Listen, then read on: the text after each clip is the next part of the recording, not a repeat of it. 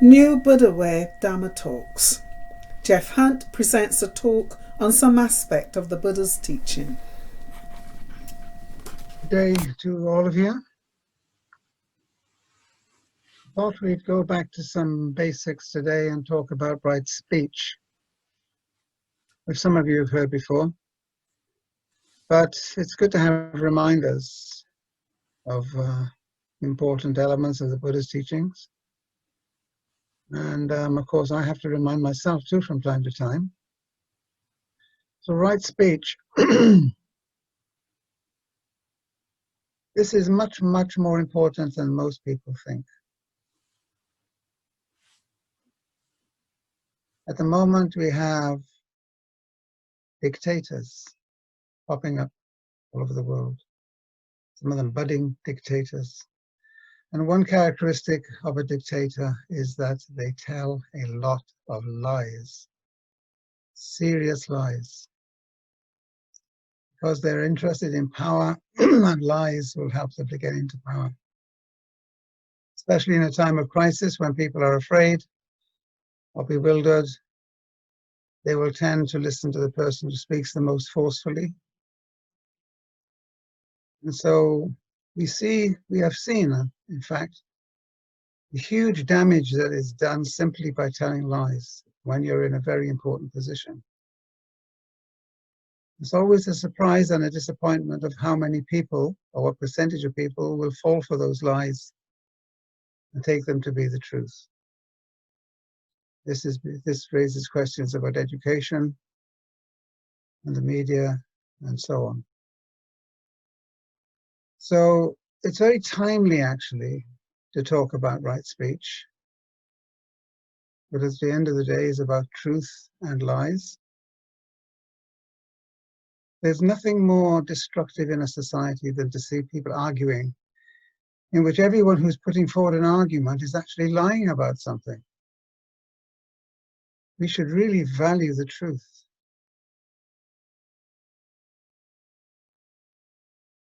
Now, in the Buddha's teachings, there is something which has been called right speech, and he gives it a very prominent place in his teachings. There are whole branches of Buddhism, whatever that is, which seem to ignore right speech and right action and right livelihood. You see, this is some of the Mahayana Buddhism. Not that I am rejecting Mahayana. But it is not enough to focus on the breathing, do that regularly. I said it's not enough. You need to do it, but it's not enough. There are lots of people I meet who think of themselves as belonging to Zen, whose speech is pretty bad, in that it's full of unpleasantness and sarcasm and arrogance and the rest of it, which we all slip into, including myself. But if we can't actually speak harmlessly, what can we do? When we speak, we are projecting or revealing ourselves. So it's a good barometer of where we stand, actually. In Pali, Samma Vacha, or right speech. Let's look at that unfortunate term, right speech. You know, we have the Noble Eightfold Path with the right speech, right action, right livelihood, etc. Well, as you may have heard from me before, that's an unfortunate translation because the Buddha does not really think in terms of right or wrong. He thinks in terms of skillful or unskillful. If you're speaking in a lying way, a manipulative way, whatever, then according to the Buddha, you are lacking in certain skills. And lacking in those skills, you will hurt yourself and you will hurt others. So a better translation would be skillful speech. And the same goes for all the other right parts of the Noble Eightfold Path. So when you hear right speech, just take it as a label, because it does sound like he's saying, you must do this and you mustn't do that. That's not his character and that's not his way.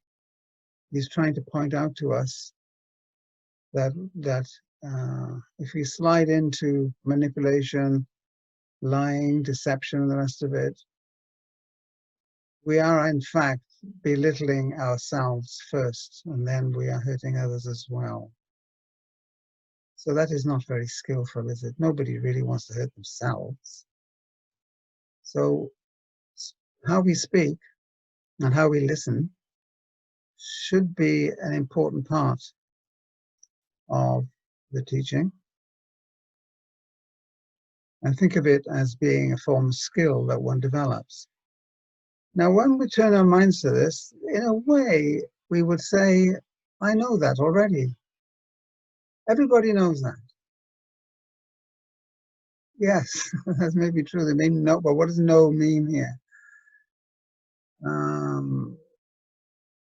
Everybody knows that lying is wrong by definition. But the real point is to look at it in such a way in that one sees the importance of it for oneself and for others. Right?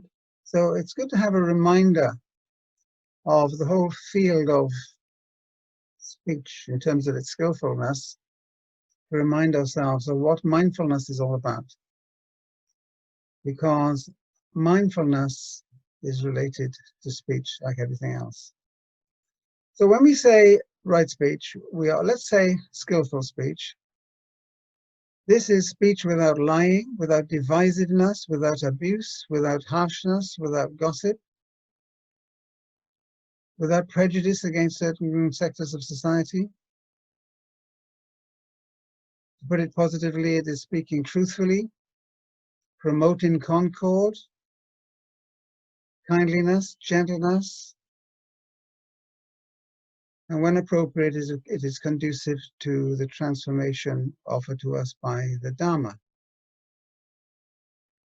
Speech is complemented by listening. So how are we listening? Do we ever think about how we're listening, or whether we are listening when someone else is talking to us? Or what part of what they say is interesting to us? You know, we could listen to someone, to take an extreme, only picking out the bits which interest me in terms of I have something to gain from it. Then I turn off as soon as they're off talking about their love of painting or something. But deep listening is just being mindful, actually. It's mindfulness. And many of us think of mindfulness in terms of, say, certain states of mind, or maybe the body. Because we have all these different instructions regarding body and mind. But what about speech? What about listening? It's probably as important, if not more important, to be mindful of how one is speaking and listening. You're projecting yourself and your strengths and weaknesses into the world when you speak. Now, the Buddha doesn't want to make us totally neurotic, you know, thinking about our speech, but he's saying, look, if you want a happier, more peaceful life and you'd like to share that with others, then think about what you're saying, at least now and then, and whether you're listening to what people are saying. It's an interesting thing that, well, not interesting, it's actually very sad to read that since the pandemic started, divorces have gone up by 300%, 3 times as high as they were. Now, we could have a long talk about why that happens, but often people stay together because they're not actually listening to each other, and they're not speaking in a caring way. Still, I don't want to talk about that a lot, but we do have a crisis in our society. Now, we think a crisis is an economic crisis, it's a physical crisis, it's a meteorological crisis, but is it a moral crisis? That's the most fundamental question we should be asking. And I think it is a moral crisis. Because how do we explain the hold that the lies, the huge lies of petty dictators get away with and are listened to and are accepted by a large section of the population? As many as 40% could believe it, when it's clearly a lie. Something is wrong. And it's very scary, actually, because when people lose the sense of right and wrong, or skillful and unskillful, then that society is in a very dangerous predicament. Because now, who can we trust? Who can we trust? Who can we follow? Who can we say, yes, that person is telling the truth, and that's something we should act on? We are left floundering. Hence the importance of skillful speech at the moment. The point I want to make is don't think right speech, oh, I know what that is. Yeah, just be polite to people. It's not about politeness. In fact, sometimes the right and skillful thing to do in speaking is not to be polite. Does truth come above politeness? I think so, most of the time. There may be some exceptions. Of course, there are always exceptions to everything. Okay, so right speech, we'll call that skillful speech and listening, and we'll put it in the box marked mindfulness, but without becoming neurotic. Just kind of tap into what you're saying now and then when you're talking maybe to a group, your family, speaking on the phone. Just be aware of it, that's all. And when you make a mistake, you think, oh, that wasn't very skillful. You know, it's important that you are truthful with yourself. It's hard enough being truthful for others, but being truthful with oneself is infinitely more difficult. But it can be done with the development of mindfulness. The right speech is part of the Noble Eightfold Path, and it's right there, bang in the center. And the Buddha refers to it countless times in his teachings. It's no accident. Okay, let's look at this a little bit, break it down a bit. Positive speaking or listening and negative listening or speaking. Well, break it down. We could break it down just for the sake of, teaching something in a clear way. Attitude, intention, truth, manner, and timeliness. Right, attitude. What is your attitude in speaking with a certain brother or sister, for example? Sometimes we don't get on very well with a brother or sister. Sometimes we don't even like them very much. Or if truth is told, we even dislike them. So an attitude will go along with that. Before they've even opened their mouths, one is kind of developing a negative attitude towards them or towards certain people at work or whatever. It requires quite a bit of training to become aware of one's own attitudes. But your attitude is revealed in your teaching, in your speaking and listening. For someone that forever is speaking about your things rather than about you or your children, is obviously very interested in money and property, right? Not always, but that's often the case. So a positive attitude is one of goodwill, care, and so on, whereas a negative one would be ill will or hatred or dislike. And it shows itself even when you think it's not. So those who suffer racial discrimination, for example, they know very well that a lot of the time that racism is subconscious. And the person who is being racist doesn't even know it because they've never been mindful about their own thing, their own speaking or listening. But it's given away in subconscious projections in their speech. So attitude is a big issue. Intention, or translated as purpose, I suppose, is also important to the Buddha always. Closely related to attitude. Attitude is something very general. Intentions are things a bit more specific. But again, you could ask yourself, would it be helpful for me to write this? What I'm writing in this email now, would this be helpful? Am I coming across as helpful? Or am I coming across as just making another complaint or trying to show that I'm clever? You know, we all do that naturally. Then there's the question of truth, which is pretty obvious. But right speech is not just about truth and lies, which again is a mistake people make. It goes far deeper than that. But of course, the truth is always important. It should be factual. It should build up integrity and trustworthiness. A society that is losing trust in people and in neighbors is a society slipping into a very dangerous state.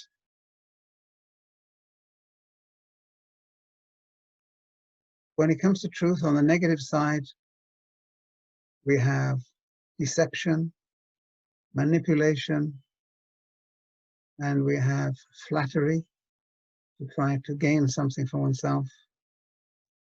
And I don't know what you think, but sometimes I switch on the news and I think there's an awful lot of this going on at the moment, until it's just completely baffling and confusing as to where we stand. Fourthly, there's your manner of speaking. Of course, we all speak in a certain way. I tend to be rather emphatic in the way I speak, and it shows in my face very often, probably due to my Sicilian heritage and my Welsh, the other Welsh half, where people are a bit more demonstrative in their speaking. But your manner and your tone of voice, of course, are very important as well in what you're conveying. You could say one sentence, a simple sentence in one way, and it comes across as helpful. You could say the same sentence with a sarcastic tone, and it's hurtful. It's demeaning to the other person. So the manner, let's think about whether we are being helpful, we're being gentle or kind to a person in what we're saying or how we're saying it, or whether we're being harsh. Now, look, let's face reality. We have a lot of difficulties to deal with at present. We live in families, we live in societies, etc. And it is just very difficult sometimes to take a peaceful, calm stance in the middle of it. It is possible, but it's not easy. One tends to be dragged into all the disturbance and disturbed minds that are around us. Be aware of that happening. Fifthly, timeliness. That is, say what you need to say when you need to say it, not differently. Now, you can look at this two ways. You could say something that is true, but at the wrong time, or you could say something that's false at the right time, because it's most effective in that sense of right. Well, to give a simple example, which some of you heard before, if somebody is dying, or if a relative or someone one loves is dying, do you really want to be, let's say there's been a road accident, somebody's been taken into hospital, they're in a serious condition. Now, somebody else has been hurt in that accident, let's say their wife or their husband. When that person is lying in bed, injured, is that the time to tell them that their spouse is also dead? Probably not. It's debatable, but they're in a bad condition themselves. They're very distressed. You need to tell them the truth, but not now, because it will cause more pain. So that's a case of not really telling a lie so much as withholding the truth out of skillfulness. It would be very dogmatic to think, I've been taught to tell the truth. Therefore, whatever is going on around me, I'm going to tell the truth. No, it needs a little bit of wisdom in there as well. Okay? Now, everything I've said so far makes it sound as though, you know, morality could be programmed into computers or robots, which I think is a silly idea. It won't actually work. Um, but the thing is that uh, speech and listening are quite subtle, very nuanced. Maybe one little movement of the face will tell somebody that you're not actually telling me the truth, are you? So there are all kinds of subtleties, and there has always to be room for subtleties. And for another thing is indeterminacy, which I know is an awfully academic word. Indeterminacy means that I just can't be sure, and there's no way of being sure about what was meant by what was said. I just don't know whether this person meant to be hurtful or they meant to be helpful. And there's no way I can find out about it, because maybe they don't know themselves. They just said it. So we're a little bit awash in a kind of indeterminate area in which we can't quite be sure about people's motives and so on. That's okay. What you have to do is press on with a smile on your face if you can, because that's not going to do any harm. But if you do misinterpret what somebody's saying and act on it in an unpleasant way, then that is going to cause more harm. So, indeterminacy. Misunderstandings. Of course, misunderstandings happen all the time. Isn't it better to leave some space, some leeway for misunderstandings? Always assume that others mean well, unless it's pretty obvious that they don't mean well. But even then, that doesn't mean one should react with anger, for example. That's not going to make the situation better. And reaction. Somebody says something to you, and then before you know what, something has come out of your mind, and then maybe somewhere in the back of your mind is saying, well, whoops, I shouldn't really have said that. But you've said it. Now the other person is going to react. And this is samsara. This is what the Buddha says about us, is that we spend too much of our time reacting in our behavior, in our speech, in our livelihood. We react. We don't create a gap of mindfulness in which we could just pause, or perhaps pause long enough to contemplate for a moment on this.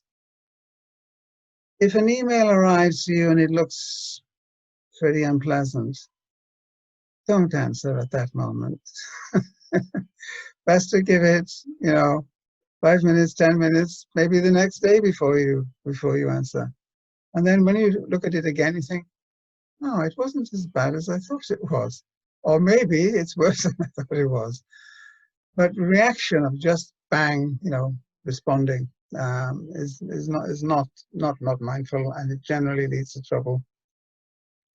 Now, what is at the root of all this stuff about skillful speech, skillful action, which we'll talk about maybe next week, and skillful livelihood?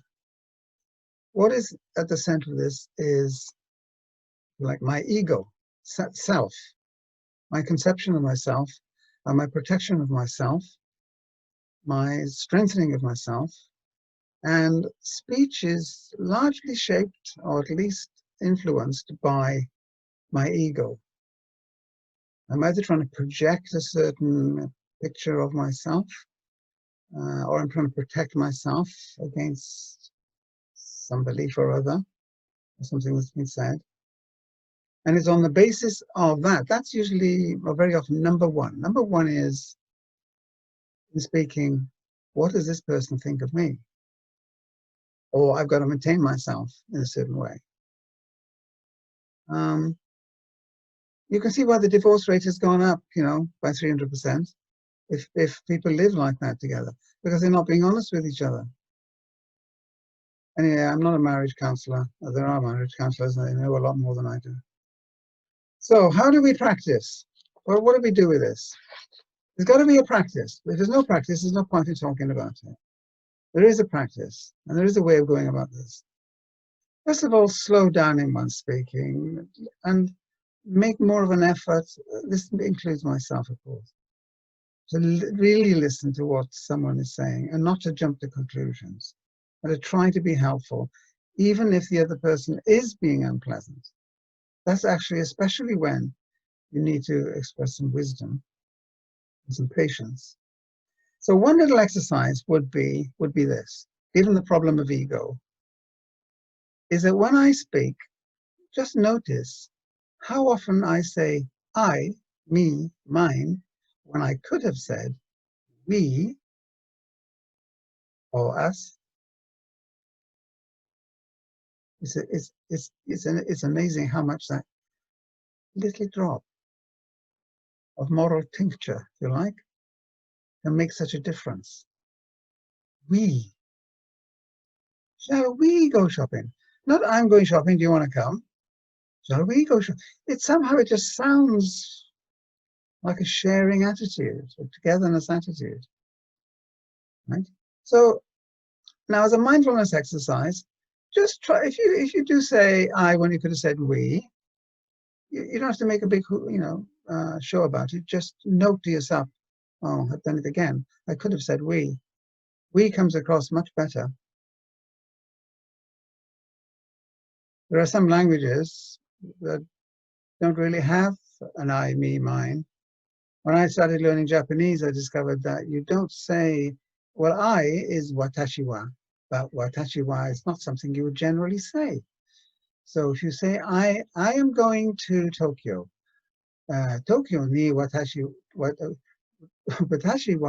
Tokyo ni ikimasu. Tokyo ni ikimasu watashi wa. Or just Tokyo ni ikimasu, which means Tokyo to going. It doesn't even say, it doesn't mention me at all.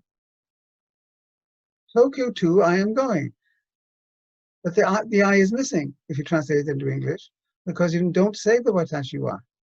So it's obvious from the context that you're talking about something that involves both of us. Even if it's that it's better if I stay home. So languages can function actually without I, but it makes a big change to the nature of the linguistics of that society. So let's try, and as far as we can, let's do a little test this coming week. How often am I saying I, me, mine, and not we? How many times could I have substituted it with a we? Okay, another exercise for you.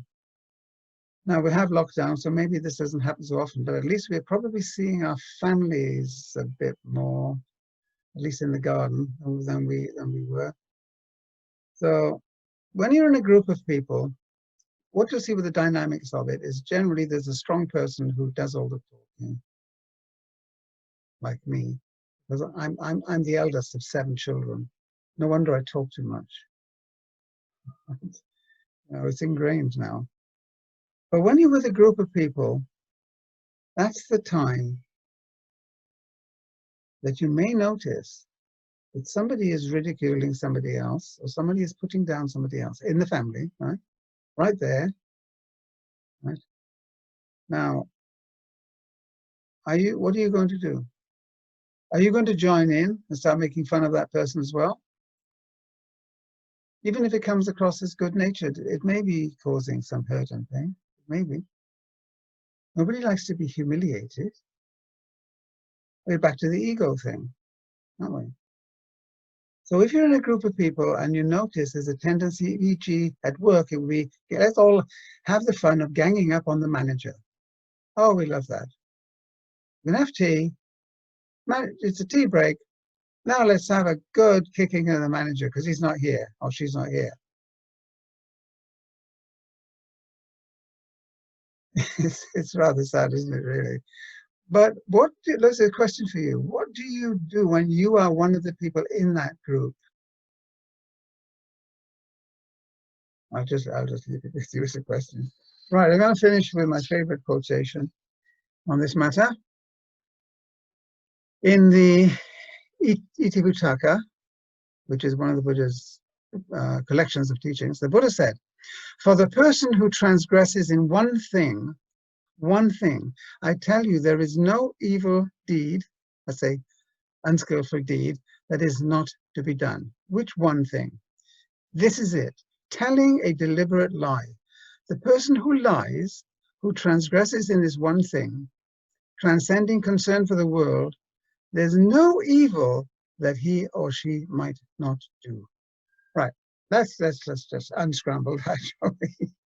Gosh, what a horrendous sentence. If somebody is a liar, there is nothing else that they wouldn't be prepared to do. Slight exaggeration, but there's a tendency to, the truth doesn't matter, then nothing else matters. Watch out for someone who is an inveterate liar, because they will do what that Buddha is advising us to is someone who habitually, lies is someone that can't be trusted in anything. True? An exaggeration? Partly true? Lots for you to think about it.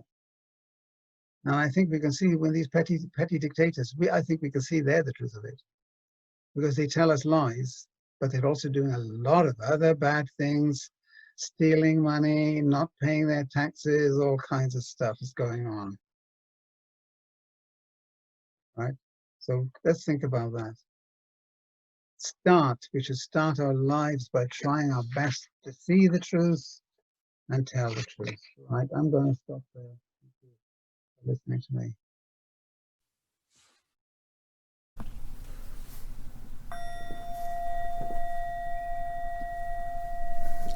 New Buddha Way lets go of East and West and starts afresh in the life we have now. For more information, visit www.newbuddhaway.org.